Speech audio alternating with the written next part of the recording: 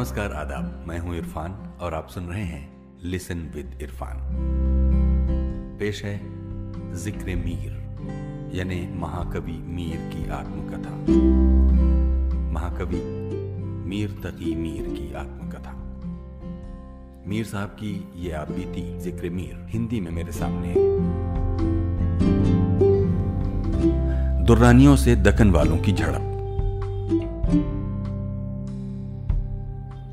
अभी इन लोगों ने जुल्म सितम का सिलसिला बंद भी न किया था कि दक्कन की भागी हुई फौज के आने की खबर मिली और ये मशहूर हुआ कि ये फौज मेवात के इलाके में रहने वाली फौज के साथ मिलकर हमला करने वाली है।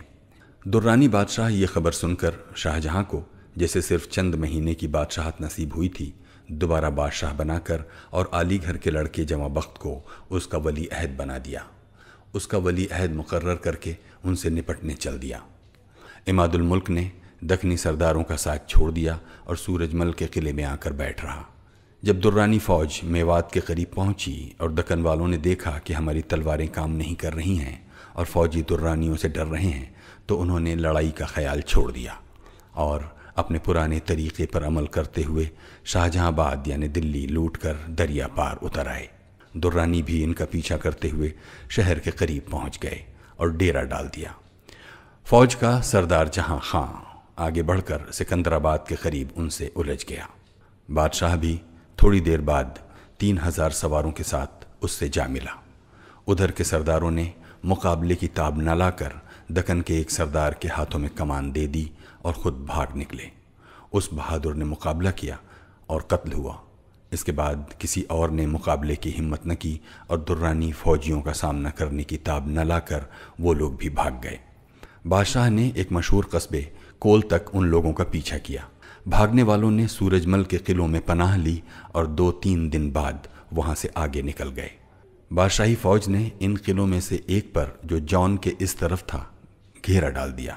किसी ने उसकी मदद न की, इसलिए मजबूर होकर किले वाले मौका देखकर एक रात भाग निकले और किसी को बीच में डालकर दुर्रानियों से सुलह कर ली। अभी शाही लश्कर दोआबा से बाहर भी न निकला था कि ये बात सुनी गई कि दक्कन से एक बड़ा लश्कर लड़ाई के इरादे से आया है और आगरा तक पहुंच गया है। लोगों ने यह भी बताया कि बहुत जल्द ये लश्कर दिल्ली पहुंच जाएगा। नजीबुद्दौला ने बाज़ पूर्वी सरदार जैसे शुजाउद्दौला, अहमद खां और हाफिज़ रहमत वगैरह से बातचीत की और उन्हें एक एक मुल्क देने की लालच के जरिए जंग पर तैयार कर दिया। इसी दरमियान मराठों का सरदार भाऊ एक बड़े लश्कर के साथ सूरजमल के इलाके से गुजरा। वज़ीर और राजा को अपने साथ लेकर शहर पर काबिज हो गया। याकूब अली खां, जो दुर्रानी बादशाह के वज़ीर शाह वली खां का अजीज़ था, इस उम्मीद पर कि बादशाही लश्कर दरिया के उस पार मौजूद है और उसकी मदद को आएगा, बादशाही किले में बैठा रहा और जंग की तैयारी करने लगा। मराठों ने किले को घेर लिया और लड़ाई में जुट गए। उन्होंने बहुत से ऐसे बादशाही महल बर्बाद कर दिए जिनकी मिसाल मिलनी मुश्किल है। चूँकि दरिया बरसात की वजह से इतना भरा हुआ था कि उसे पार करना मुमकिन न था, इसलिए बादशाह उसकी कोई मदद न कर सका। याकूब अली खां ने आखिर राजा से बातचीत की और किला उसे देकर बाहर निकल आया। चूँकि पहले से बातचीत हो चुकी थी, इसलिए किसी ने उसे रोकने की कोशिश न की। मैं इस ज़माने में राजा के साथ था।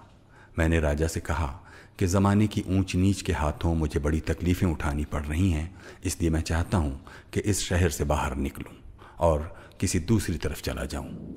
हो सकता है कि वहाँ मुझे इस तबाही से छुटकारा मिल जाए। उन्होंने मेरे साथ करीबी लगाव की वजह से मुझे इजाज़त दे दी। अपने घर वालों को साथ लेकर मैं बाहर निकला। चूँकि ये नहीं मालूम था कि जाना कहाँ है, इसलिए खुदा के भरोसे पर चल दिया। तमाम दिन बड़ी सख्तियाँ झेलता हुआ 8-9 मील तक चला। रात एक सराय में पेड़ के नीचे गुजारी। सुबह को राजा जुगल किशोर, जिसका हाल लिख चुका हूँ, उधर से गुजरा। हम थके हुए लोगों को ज़मीन से उठाकर वो अपने साथ बरसाना तक ले आया, जहाँ हिंदुओं का बहुत मशहूर मंदिर है। ये जगह सूरजमल के किलों से 8 मील इधर एक मशहूर कस्बा है। वहाँ राजा जुगल किशोर ने हर तरह हम लोगों की खातिर की और बड़ी मोहब्बत का बर्ताव किया।